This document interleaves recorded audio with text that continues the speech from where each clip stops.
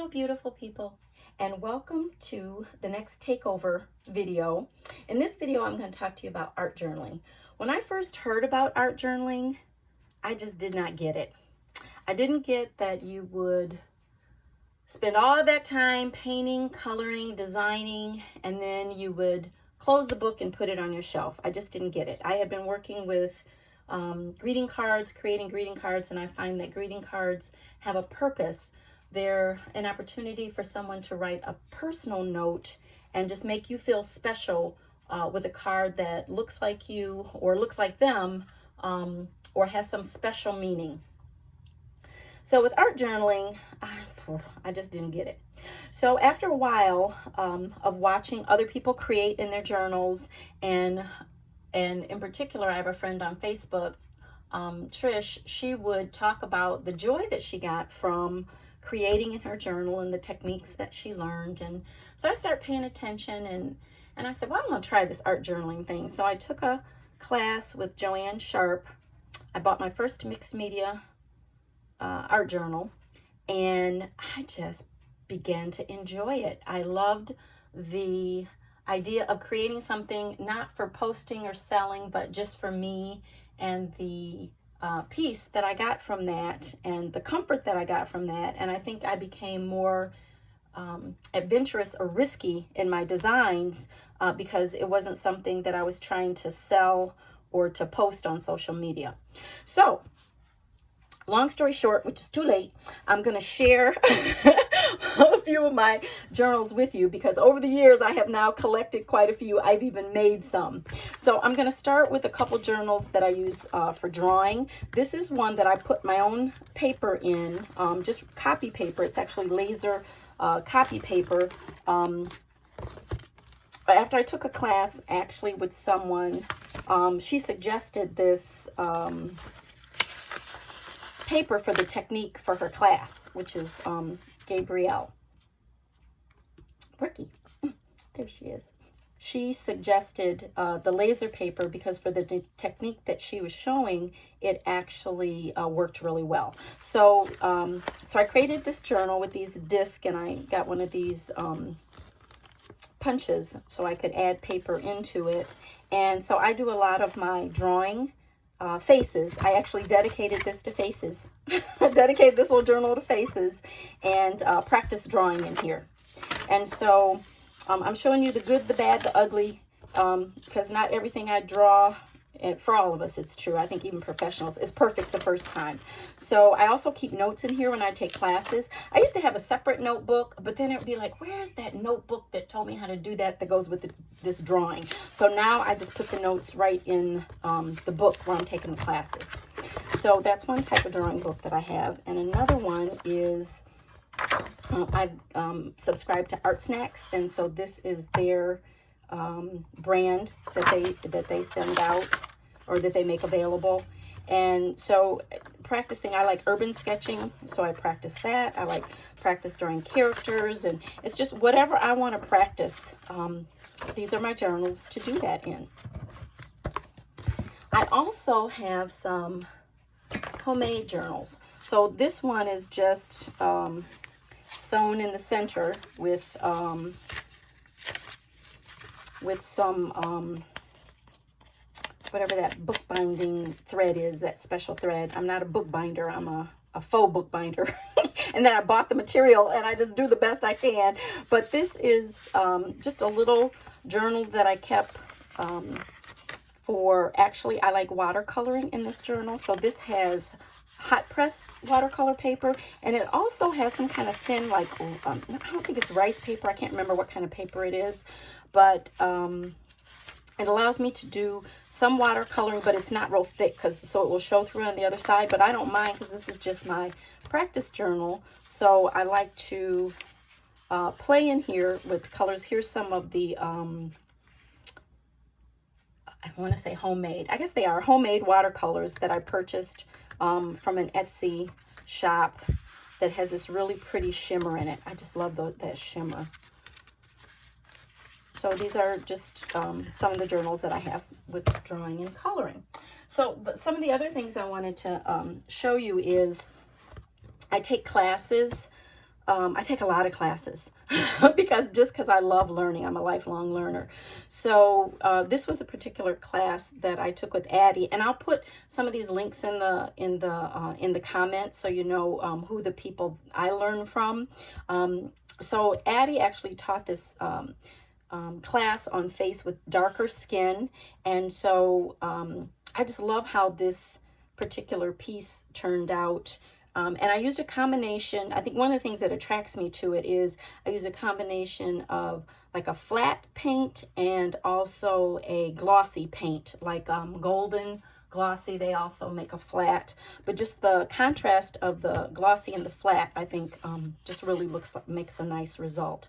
And so this particular journal it's a long, it was a thin like book that I purchased at like a secondhand bookstore, and then I gessoed the pages and I put washi tape on the end just to strengthen them and use them so they would hold paint.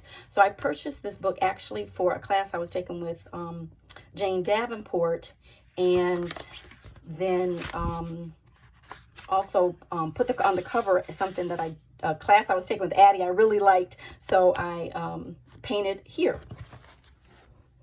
And so I'll just show you a few more books, and please forgive me for saying a lot. I just can't help myself. I need to take a speaking course where, you know, where they drop the coins in the bucket every time you say I would have enough money for a vacation.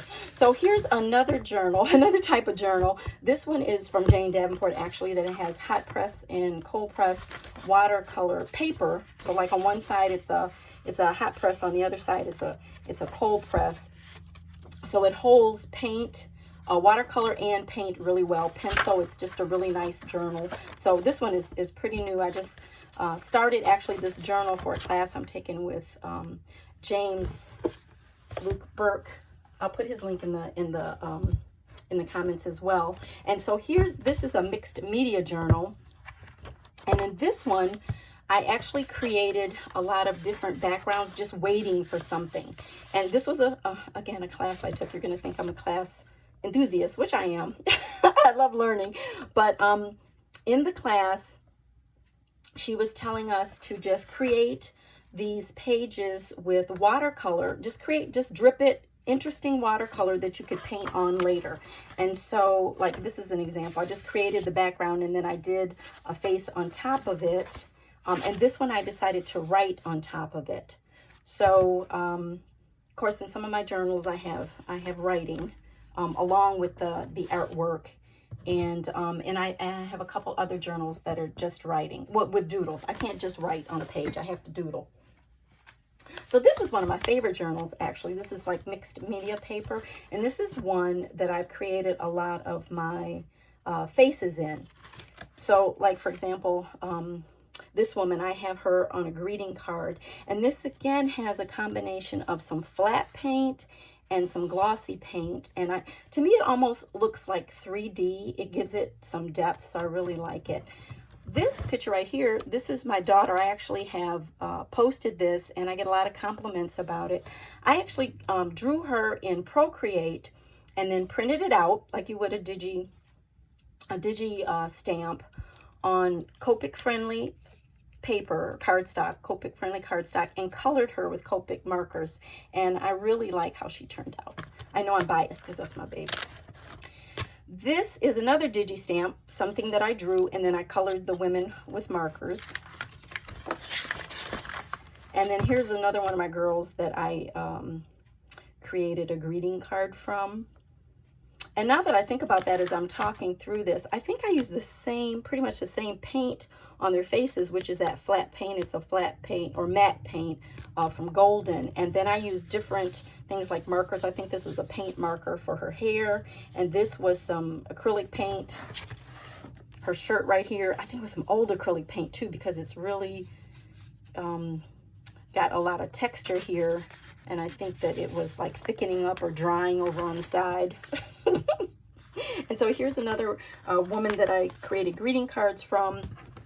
This is actually a technique I learned from Tiare. She's one of our guest artists that's floating around Paint the Brush art. So hopefully you've seen her and checked her out. But she has some really interesting classes, unique classes to me that I hadn't tried some techniques. So I really enjoy her classes.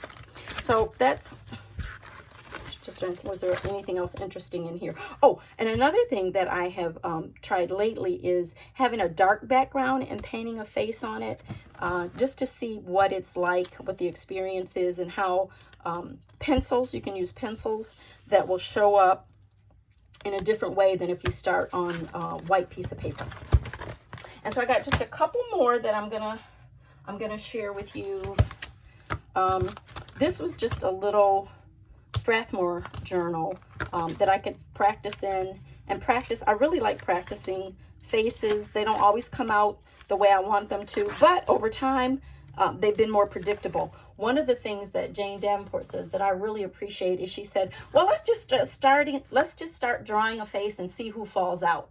And I was like, yeah, let's just see who falls out. Don't let me try to predict exactly how her lips are going to look or her eyes. Let me just try to draw some lips.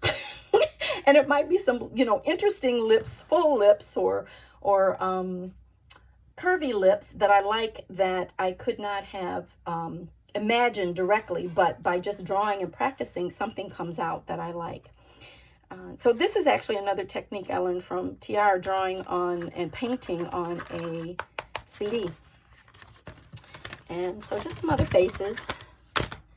I think there was just a couple others that I just wanted to share with you all for techniques. So this is in, I'm trying to remember the name of the actual, I can't believe they don't have the name on here. It's a crescent, I think it's render, R-E-N-D-R-E, if I remember right, type of paper that's in here that does not, it's not supposed to bleed through. So like if you paint with Copic markers, this was a Copic marker, you can't see it on the other side. So I've created this particular page in here, which I painted on that side. But on this side, there was a lot of paint. On this side, it did not bleed through.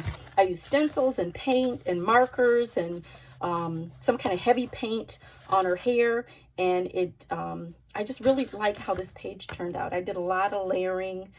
This particular stencil is from Seth Apter.